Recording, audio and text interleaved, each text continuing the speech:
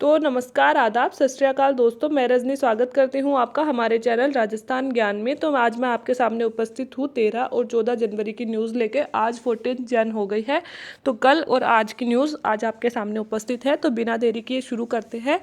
सबसे पहले दोजुको घाटी न्यूज़ में है। इसे दजुको घाटी भी बोलते हैं और दोजुको घाटी भी बोलते हैं। तो न्यूज़ में इसलिए है कि यहाँ पे 2-3 सप्ताह पहले आग लग गई थी और अब इस आग को काबू पाया गया है। तो हमारे लिए न्यूज़ में क्यों है ये? हमारे लिए न्यूज़ में इसलिए है कि पूछा ये जाएगा हमसे कि ये कहाँ की है। तो ये नागालैंड और मणिपुर की सीमा पर स्थित एक घाटी है। यहाँ के जंगलों में आग लग गई थी और बहुत मुश्किल से उस आग पे काबू पाया गया है। तो क्योंकि नॉर्थ ईस्ट के राज्यों में से ये बिलोंग करती है तो हमारे लिए इम्पोर्टेंट हो जाती है। तो दजुको घाटी कहाँ पे है? मणिपुर और नागालैंड की सीमा पर स्थित है। एक दोस्तों, आप सबको पता होगा कि जब अपन ने न्यूज़ स्टार्ट नहीं की थी तब एक न्यूज़ चल रही थी कि अंतर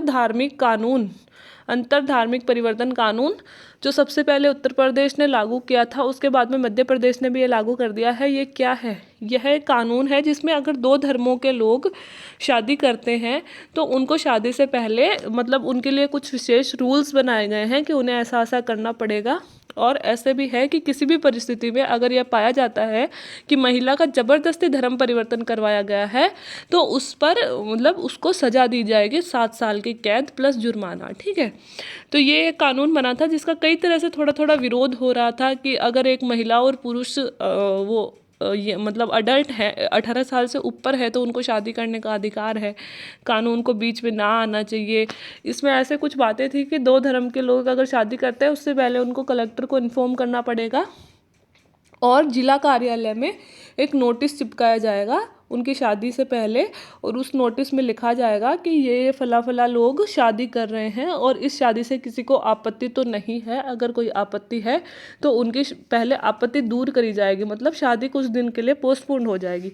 तो इस चीज़ का दोस्तों विरोध हो रहा था। तो अब इलाहाबाद हाईकोर्ट का एक फैसला आया है कि इलाहाबाद हाईकोर्ट ने अंतर धार्मिक शादियों को लेकर आज एक फैसला दिया है जिसमें कहा गया है कि शादी से पहले जो नोटिस लगाया जाता था वह लगाना अब ज़रूरी नहीं है। मतलब अब वह नोटिस नहीं लगाया जाएगा, क्योंकि क्या होता था नोटिस लगाने पे क्या होता था, कई बार जो लोग होते हैं, लड़का और लड़की होते हैं, वो घर से भागकर या फिर किसी दूसरे स्टेट पे जाके शादी करते हैं ताकि उनके घर वाले जो विरोध में होते हैं लव मैरिज के तो उनको पता नहीं चले इस तरह से।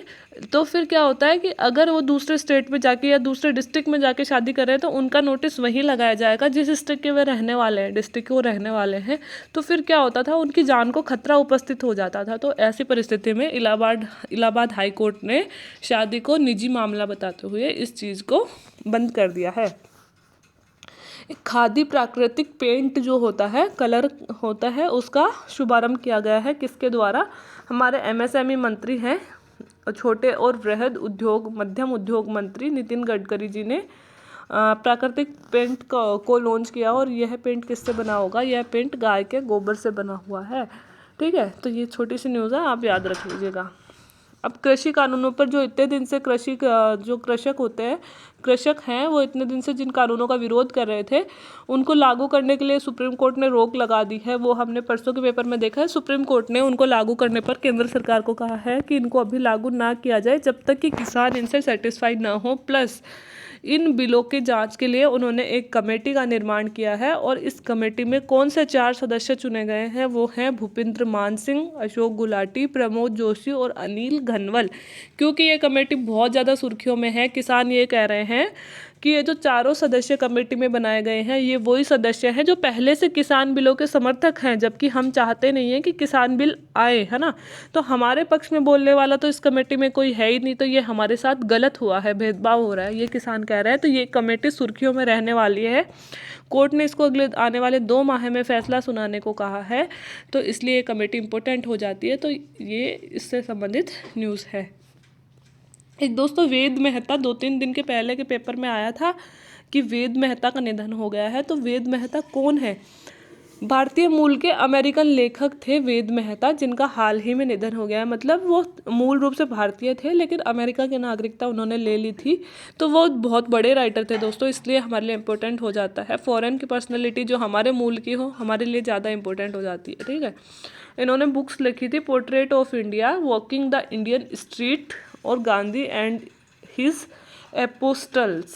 ठीक है। तो Gandhi and his apostles, portrait of India और walking the Indian street.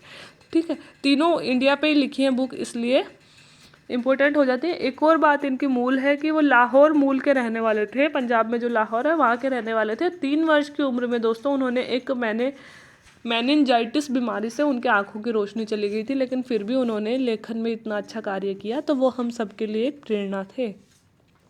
Miss Rajasthan का खिताब अभी जीता गया है, तो उनका नाम है खुशी अजवानी। खुशी अजवानी ने मिस राजस्थान का खिताब जीता है। आज के पेपर में दोस्तों लिडार टेक्निक आई है, तो लिडार टेक्निक क्या है, सबसे पहले हमें लिडार के फुल फॉर्म जानना ज़रूरी है। तो LI मतलब लाइट डिटेक्शन एंड रेंजिंग, ठीक है, और सर्वे। तो लाइट डिटेक्शन एंड रेंजिंग सर्वे, ये उसकी फुल फॉर्म है लिडार की। तो नाम से भी पता चल रहा है सर्वे करने की यह आधुनिक तकनीक है जो आसमान से ज़मीन पर बनने वाले रास्तों का सर्वे करती है। मतलब जो सर्वेक्षण सड़क बनाने या फिर कोई भी माइन लगाने या फिर कोई कारखाना खोलने से पहले सर्वेक्षण किया जाता है, तो ये उसी से रिलेटेड एक मॉडर्न टेक्निक है। जो आकाश में हेलीकॉप्टर होते हैं उन पर कुछ कैमरे वैमरे लगा दिए जाते हैं, उनसे बहुत ज़्यादा डिटेक्शन मतलब डिटेक्ट किया जाता है ज़मीन को, कहाँ पे खड्डा है, कहाँ पे बनाना चाहिए नहीं बनाना चाहिए, ये सब करने वाली एक टेक्निक है। 60 मेगापिक्सल के कैमरे से लैस हेलीकॉप्टर की मदद से ज़मीन पर मौजूद चीज़ें जैसे कि नीचे रास्ता कैसा है, कहाँ गड्ढा है, ऊंचाई कैसी है, नदी है या नहीं, ये या फिर गड्ढा है या नहीं, आदि सब का इससे पता चलता है। तो ये जो लिडार टेक्निक है ये यूज़ किस में की जा रही है, अभी हमारी नई दिल्ली से वाराणसी तक प्रस्तावित बुलेट ट्रेन जो है उसका कार्य चल रहा है, उसके लिए सर्वे किया जा रहा है। तो उस सर्वे में बुलेट ट्रेन के लिए जो सर्वे हो रहा है उस सर्वे में ये टेक्निक यूज़ की जा रही है।